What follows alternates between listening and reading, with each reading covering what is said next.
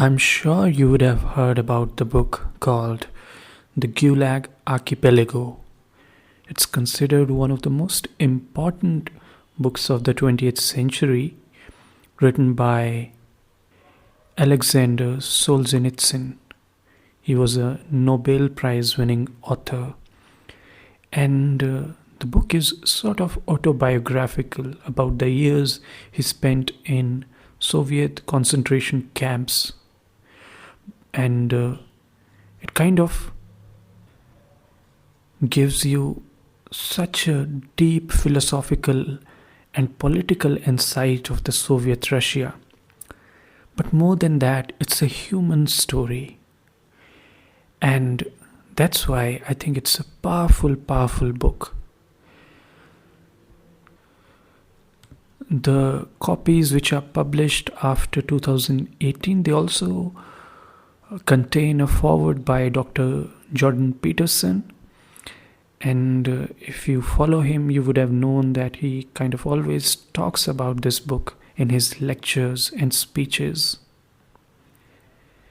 And in fact, the current Russian regime, including Putin,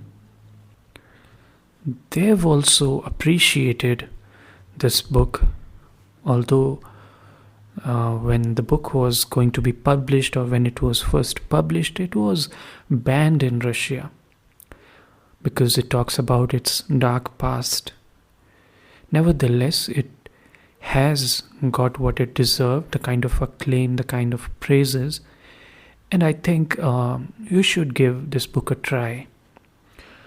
What I'm going to do in this podcast is I'm going to read the first few passages from the book to give you some idea about the style of writing.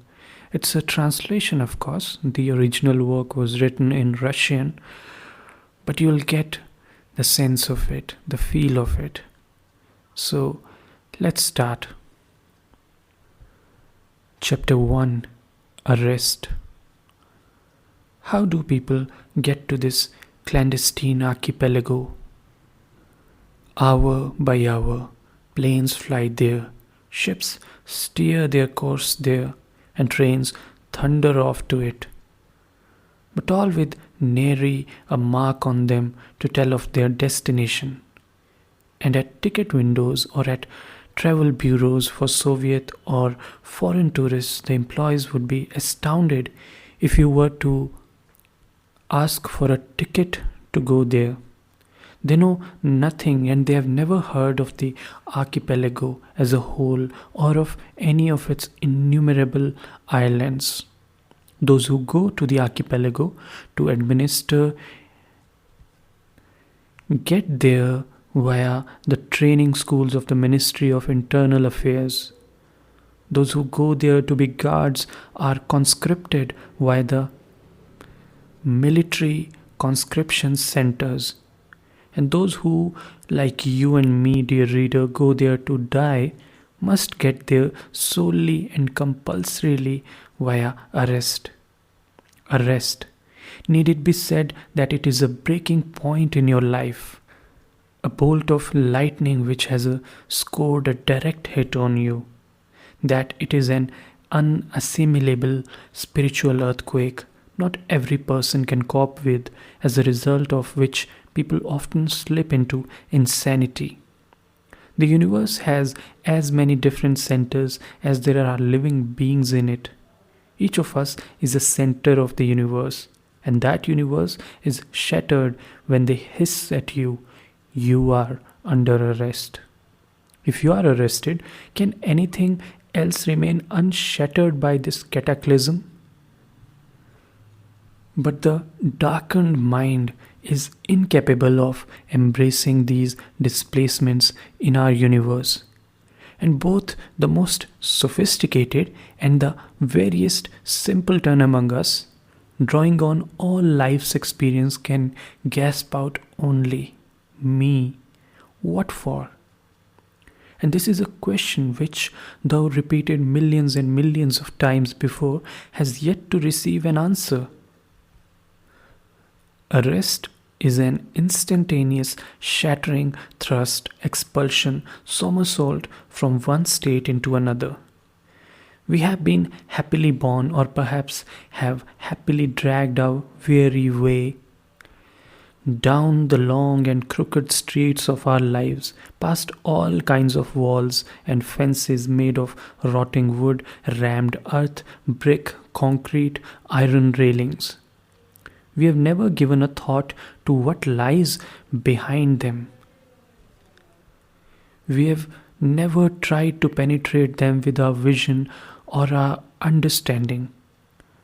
But there is where the Gulag country begins, right next to us, 2 yards away from us. In addition, we have failed to notice an enormous number of closely fitted, well disguised doors and gates in these fences. All those gates were prepared for us, every last one. And all of a sudden, the fateful gate swings quickly open, and 4 white male hands, unaccustomed to physical labor but nonetheless strong and tenacious, grab us by the leg, arm, collar, cap, ear, and drag us in like a sack. And the gate behind us, the gate to our past life, is slammed shut once and for all. That's all there is to it. You are arrested. And you'll find nothing better to respond with than a lamb-like bleat. Me? What for? That's what arrest is. It's a blinding flash and a blow which shifts the present instantly into the past and the impossible into omnipotent actuality. That's all.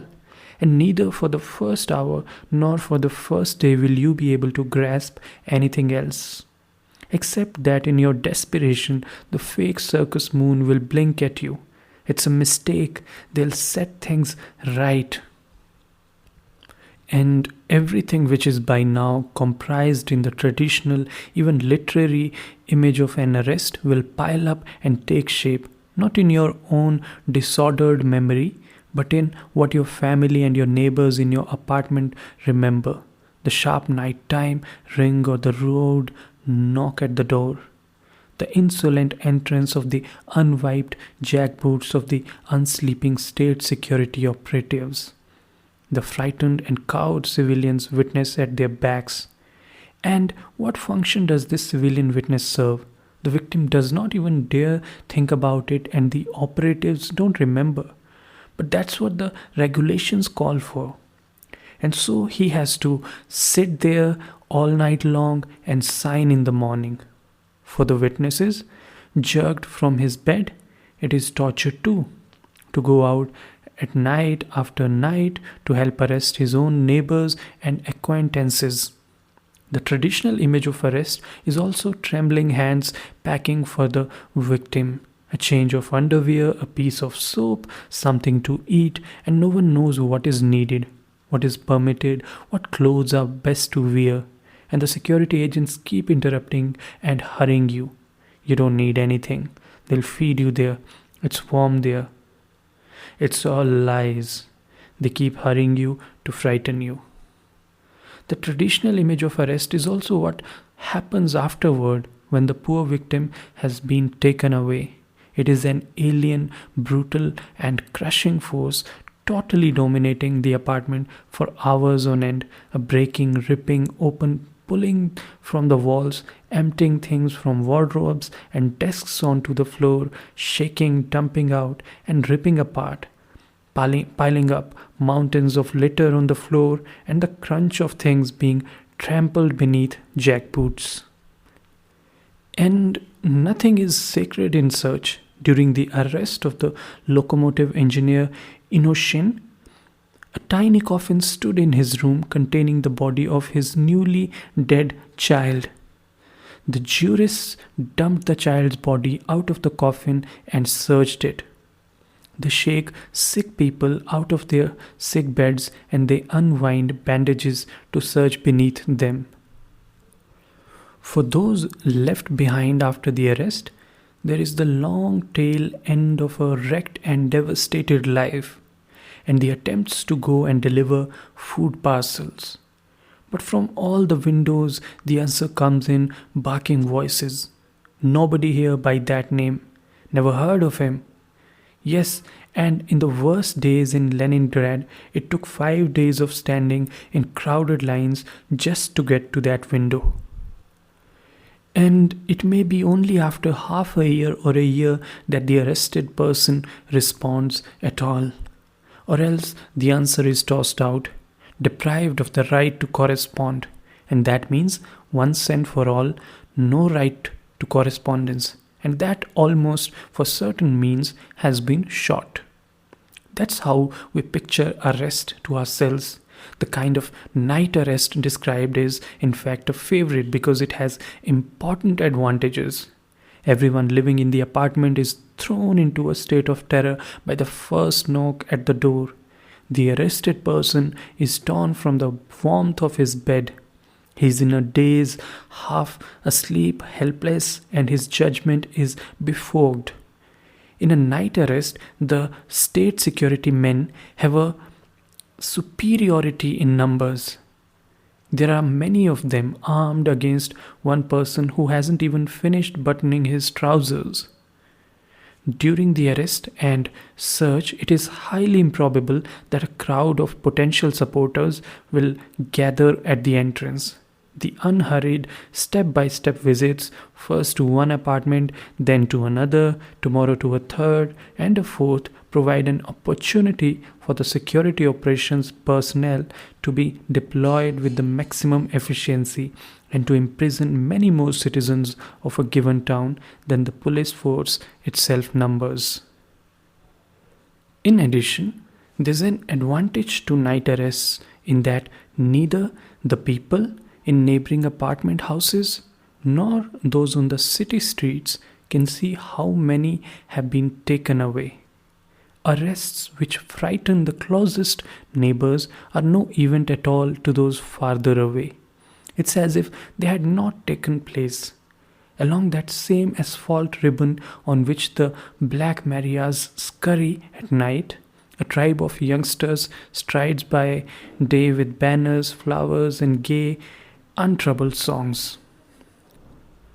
But those whose work consists solely of arrests, for whom the horror is boringly repetitive, have a much broader understanding of how arrests operate. They operate according to a large body of theory, and innocence must not lead one to ignore this. The science of arrest is an important segment of the course on general penology and has been propped up with a substantial body of social theory. Arrests are classified according to various criteria: nighttime and daytime, at home, at work, during a journey, first-time arrests and repeats, individual and group arrests. Arrests are distinguished by the degree of surprise required, the amount of resistance expected. Arrests are also differentiated by the thoroughness of the required search, by instructions either to make out or not to make out an inventory of confiscated property or seal a room or apartment, to arrest the wife after the husband and send the children to an orphanage, or to send the rest of the family into exile, or to send the old folks to a labor camp too. No. Arrests vary widely in form. In 1926, Erma Mendel, a Hungarian, obtained through the Comintern 2 front row tickets to the Bolshoi Theatre. Interrogator Klegel was courting her at the time and she invited him to go with her. They sat through the show very affectionately, and when it was over, he took her straight to the Lubyanka. And if on a flowering June day in 1927, on Kuznetsky Most, the plump-cheeked, red-headed beauty Anna Skripnikova, who had just bought some navy blue material for a dress, climbed into a hansom cab with a young man about town, you can be sure it wasn't a lover's tryst at all, as the cabman understood very well and showed by his frown. It was an arrest. In just a moment, they would turn on the Lubyanka and enter the black maw of the gates. No, one certainly cannot say that daylight arrest during a journey, or arrest in the middle of a crowd has ever been neglected in our country. However, it has always been clean cut, and most surprising of all, the victims, in cooperation with the security men, have conducted themselves in the noblest conceivable manner, so as to spare the living from witnessing the death of the condemned. Not everyone can be arrested at home with a preliminary knock at the door, and not everyone can be arrested at work either. If the person to be arrested is vicious, then it's better to seize him outside his ordinary milieu, away from his family and colleagues, from those who share his views, from any hiding places. It is essential that he have no chance to destroy, hide, or pass on anything to anyone. VIPs in the military or the party were sometimes first given new assignments, ensconced in a private railway car, and then arrested en route. Some obscure, ordinary mortal, scared to death by epidemic arrests all around him, and already depressed for a week by sinister glances from his chief, is suddenly summoned to the local party committee, where he is beamingly presented with a vacation ticket to Sochi sanatorium.